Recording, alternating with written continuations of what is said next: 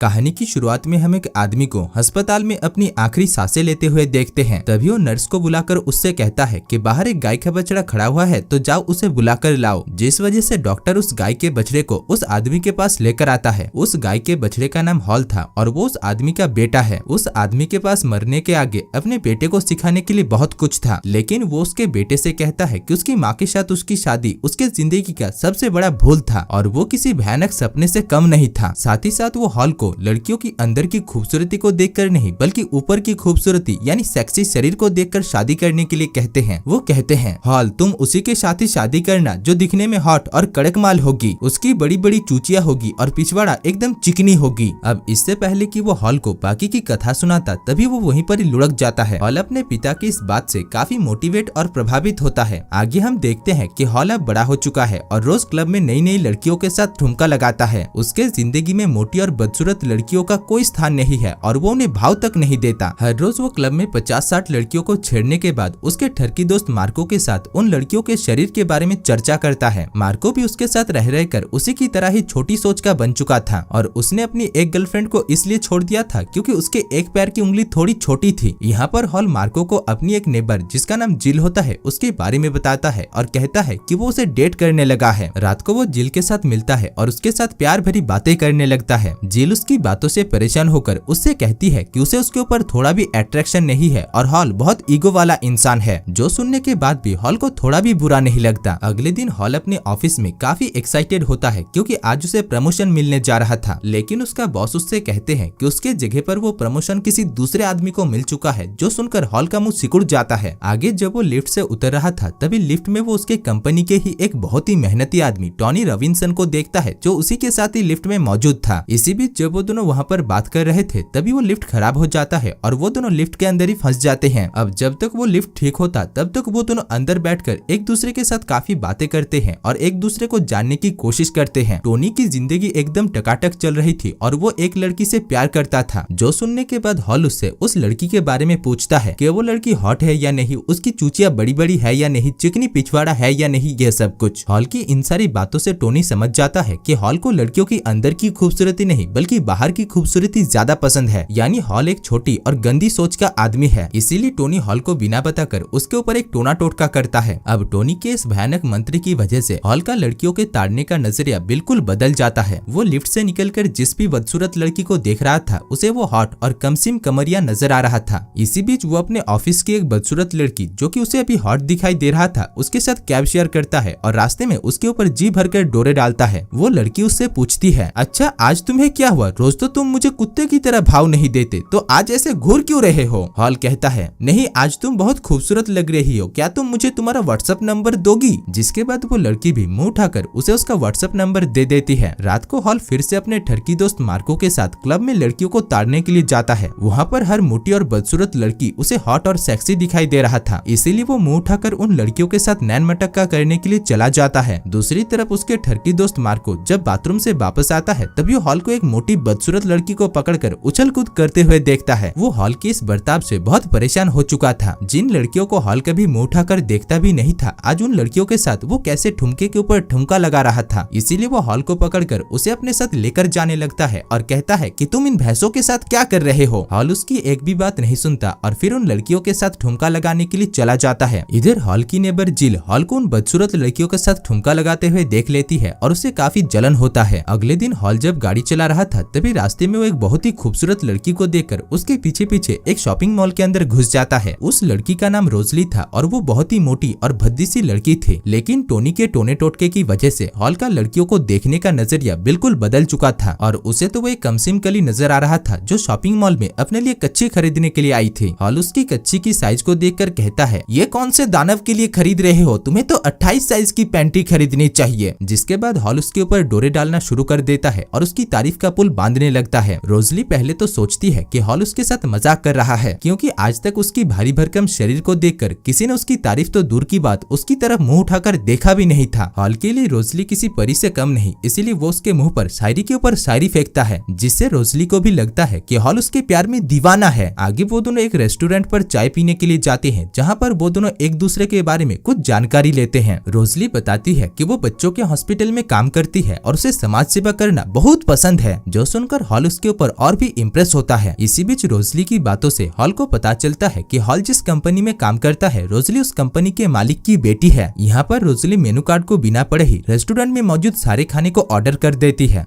जो देखकर हॉल बहुत हैरान होता है क्योंकि उसने आज तक जिन लड़कियों को डेट किया था वो रेस्टोरेंट पर सिर्फ चाय या फिर सैलाड ही ऑर्डर करती थी। खैर इसी बीच रोजली जिस कुर्सी पर बैठी हुई थी वो कुर्सी अचानक पिचक जाती है। ये देखकर हॉल वहाँ के मैनेजर के ऊपर चाइना कंपनी के कुर्सी इस्तेमाल करने के लिए भड़क जाता है, जबकि इस घटना का पूरा दोष कुर्सी के ऊपर नहीं बल्कि कुर्सी के ऊपर बैठी हुई उस भारी भरकम महिला की थी। खैर डेट के बाद हॉल रोजली को उसके साथ अगले दिन फिर से डेट पर चलने के लिए पूछता है, जिसमें रोजली भी मुंह उठाकर हाँ कह देती है। अगले दिन हॉल अपने साथ अपने ठरकी दोस्त मार्को को भी रोजली के साथ मिलने के लिए लेकर आता है। मार्को वहाँ पर रोजली की भारी भरकम शरीर को देखकर हॉल को उससे दूर रहने के लिए कहता है और उसे गेंडा कहता है, लेकिन हॉल तो रोजली के प्यार में बावला हो चुका था, इसीलिए वो अपने ठरकी दोस्त मार्को की एक भी बात नहीं सुनता। आगे रोजली हॉल को बीमार बच्चों को दिखाने के लिए हॉस्पिटल में लेकर जाती है। वहाँ पर सभी बच्चे बीमार अपाहिज अपंग थे, लेकिन हॉल को वो सभी बच्चे बहुत ही खूबसूरत और प्यारा दिखाई दे रहा था, इसीलिए हॉल उनके साथ उछल कूद करने लगता है। रोजली जब हॉल को उन बच्चों को प्यार करते हुए देखती है तभी वो हॉल के ऊपर और भी इम्प्रेस हो जाती है। हॉल जब रोजली को अपने घर लेकर जाता है तभी उसकी नेबर जिल हॉल को उस भारी भरकम रोजली के साथ देख लेती है। जिल हॉल से पूछती है, हॉल इसे कहाँ से उठा कर ला रहे हो तुम? जिसमें हॉल जिल से कहता है कि वो उसकी सपनों की रानी यानी उसकी गर्लफ्रेंड है, जो सुनकर जिल को बहुत जलन होती है। इधर हॉल रोजली को उसके घर आने के लिए कहता है, लेकिन रोजली उसके साथ उसके घर जाने से मना कर देती है क्योंकि अकेला पाकर हॉल क्या पता उसकी पैंटी उतार दे। हॉल यहाँ पर उसे बहलाने फुसलाने की बहुत कोशिश करता है, लेकिन वो मुंह फुलाकर वहाँ से चली जाती है। अगली सुबह रोजली उससे मिलने के लिए उसके घर पर आती है क्योंकि उसे भी पिछली रात के उस करतूत से बहुत बुरा महसूस हो रही थी। इसके बाद से वो दोनों कई बार डेट पर जाते हैं और एक दूसरे के साथ रहने लगते हैं। वो दोनों एक साथ चप्पू भी चलाते हैं, जिसमें रोजली के भारी भरकम शरीर की वजह से चप्पू 45 डिग्री एंगल पर झुका रहता है। आगे एक दिन रोजली हॉल को अपने साथ अपने घर पर लंच के लिए लेकर जाती है, जहाँ पर हॉल रोजली की पतली माँ को एक गलत शब्द कह देता है। वो कहता है कि रोजली को उसकी हॉट फिगर उसकी माँ से मिली है। खैर खाना खाने के बाद हॉल जब रोजली के पिता के साथ अकेला बैठा होता है तभी रोजली के पिता उससे कहते हैं, हॉल सच बताओ, क्या तुम रोजली से प्यार करते हो या फिर कंपनी में प्रमोशन के लिए उससे प्यार करने का झूठा नाटक कर रहे हो? जो सुनकर हॉल उनसे कहता है, नहीं ससुर जी, मैं रोजली से सचमुच प्यार करता हूँ और मैं उसकी पैंटी उतारना चाहता हूँ। जो सुनकर रोजली के पिता चुप हो जाते हैं। उसी रात हॉल रोजली को अपने घर लेकर जाता है, जहाँ पर रोजली काफी नर्वस थी, लेकिन हॉल यहाँ पर उसकी मनोबल को बढ़ाता है और उस रात वो उसकी पैंटी उतार कर ही छोड़ता है। अगली सुबह जिल रोजली को हॉल के घर से बाहर निकल कर जाते हुए देखती है और समझ जाती है कि कल रात हॉल के कमरे में क्या कुछ हुआ होगा। अब हॉल का एक ऐसी बदसूरत लड़की को प्यार करना जिल के ईगो को हर्ट कर रहा था, इसीलिए वो ज्यादा देर ना करते हुए हॉल के ऊपर डोरे डालना शुरू कर देती है। वो रात को हॉल को उसके साथ वीडियो गेम खेलने के लिए इनवाइट करती है, लेकिन हॉल उसकी इन्विटेशन को रिजेक्ट कर देता है, जो सुनकर वो बहुत हैरान हो जाती है। इधर हॉल का ठरकी दोस्त मार्को भी हॉल को एक मोटी लड़की के साथ देखकर हैरान में पड़ चुका था। वो हॉल से पूछता है कि वो कैसे इतना बदल गया, जिसमें हॉल उसे उस दिन उस लिफ्ट में हुई इंसिडेंट के बारे में बताता है और टोनी रॉबिन्सन के बारे में भी बताता है। ये बात सुनकर ही मार्को मुंह उठाकर टोनी रॉबिन्सन के पास पहुंच जाता है और उससे पूछता है कि उसने उसके दोस्त हॉल के ऊपर क्या टोना टोटका किया है, जिसमें पहले तो टोनी उसे कुछ भी नहीं बताता, लेकिन उसके बार बार गिड़गिड़ाने की वजह से वो उसे उस टोने टोटके के बारे में बताता है जिसको उसने उस दिन लिफ्ट में हॉल के ऊपर किया था। साथ ही साथ वो उसे उस टोने टोटके से बचने के लिए एक उपाय भी बताता है और कहता है कि उसे बस हॉल को सैलो हॉल 3 बार बुलाना पड़ेगा और इसको बोलते ही वो टोना टोटका एकदम खत्म हो जाएगा। दूसरी तरफ हॉल रोजली के साथ पिज्जा बर्गर खाने के लिए एक रेस्टोरेंट पर आया हुआ होता है। वो दोनों जब वहाँ पर बात कर रहे थे तभी फिर से रोजली की वजह से और एक कुर्सी टूटकर बिखर जाता है। इस चीज से हॉल उस रेस्टोरेंट के मैनेजर के ऊपर बौखलाकर उसे गालियां देने के लिए जाता है। इसी बीच उसे उसका ठरकी दोस्त मार्को कॉल करके शैलो हॉल कहने के लिए कहता है और हॉल भी ये शब्द कह देता है। अब कॉल को खत्म करके वो जब पीछे की तरफ देखता है तभी उसे कहीं पर भी रोजली दिखाई नहीं देता, क्योंकि अब उसके लड़कियों को देखने का नजरिया बिल्कुल बदल चुका था। इसीलिए वो रोजली जो कि अभी मोटी हो चुकी थी उसे देखकर पहचान नहीं पाता। इसी बीच उसका ठरकी दोस्त मार्को उसके पास आकर उसे अपने साथ लेकर जाता है और उसे सारी राम कहानी बताता है। ये सुनकर हॉल को अपने दोस्त की बातों पर भरोसा नहीं होता। तभी उसे वही लड़की देखने को मिलता है जिसके साथ उसने मूवी की शुरुआत में गाड़ी शेयर किया था। उसका मुंह देखकर ही हॉल का शक यकीन में बदल जाता है कि जरूर उसके ऊपर कोई टोना टोटका हुआ था, क्योंकि उस दिन वो लड़की बहुत खूबसूरत थी और आज उसका मुंह किसी चाय के पतीले के जैसा ही था। अब इस चीज से हॉल काफी पैनिक हो जाता है और वो रोजली को वहीं पर ही छोड़कर वहाँ से 9-2-11 हो जाता है। इसके बाद से वो कुछ दिनों तक रोजली से नहीं मिलता और काम पर भी बिजी रहता है। एक दिन उसकी कजन जिल उसे उसके साथ एक रेस्टोरेंट पर खाने के लिए लेकर जाती है, जहाँ पर वो उससे कहती है कि वो उसके बदले हुए बर्ताव की वजह से उससे प्यार करने लगी है, जो कहकर वो उसका हाथ पकड़ लेती है। हॉल को यहाँ पर एहसास होता है कि वो जिल से नहीं बल्कि रोजली से प्यार करने लगा है। तभी उस रेस्टोरेंट पर रोजली भी अपना सड़ा हुआ मुंह और अपने फैमिली के साथ पहुंच जाती है और वो हॉल को एक पराई औरत के साथ हाथ पकड़कर गुलुलुलु करते हुए देखकर बहुत दुखी हो जाती है। हॉल उसके पास से होकर ही गुजरता है, लेकिन वो उसे पहचान नहीं पाता। दरअसल हॉल रोजली को ही कॉल करने के लिए जा रहा था। खैर यहाँ पर वो उसे कॉल करके फिर से बहलाने फुसलाने की बहुत कोशिश करता है, लेकिन रोजली को उसकी काली सच्चाई के बारे में पता चल चुका था, इसीलिए वो उससे ब्रेकअप कर लेती है। आगे हॉल रोजली से मिलने की भी बहुत कोशिश करता है और उसके हॉस्पिटल पर भी जाता है, लेकिन रोजली उसके साथ मिलने से इनकार कर देती है। इसी बीच एक दिन हॉल को पता चलता है कि उसके ठरकी दोस्त मार्को के पीछे एक पूंछ है, जिसको ऑपरेशन करके बाहर निकाला नहीं जा सकता था, इसीलिए मार्को अपनी गर्लफ्रेंड को बिना किसी वजह से छोड़ देता था। हॉल यहाँ पर मार्को को उसके इस पूंछ को गॉड गिफ्टेड कहकर उसे मोटिवेट करता है। आगे हॉल रोजली से मिलने के लिए उसे ढूंढते ढूंढते एक पार्टी में पहुंच जाता है, जहाँ पर वो उसे उसकी दिल की बात बताता है। रोजली पहले तो उसकी बातों पर भरोसा नहीं करती, लेकिन वो भी उससे बहुत प्यार करने लगी थी, इसीलिए वो मान जाती है। यहाँ पर वो दोनों एक दूसरे की चुम्मी लेते हैं और हॉल रोजली को गोदी में भी उठाने की कोशिश करता है, लेकिन उससे जब ये नहीं होता तब उल्टा रोजली ही उसे गोदी में उठाती है। दूसरी तरफ मार्को ने भी अपने लिए एक लड़की का जुगाड़ कर लिया था, जिसको उसके पूंछ से कोई भी दिक्कत नहीं थी। और दोस्तों इसी के साथ ही इस मूवी की कहानी भी समाप्त हो जाती है।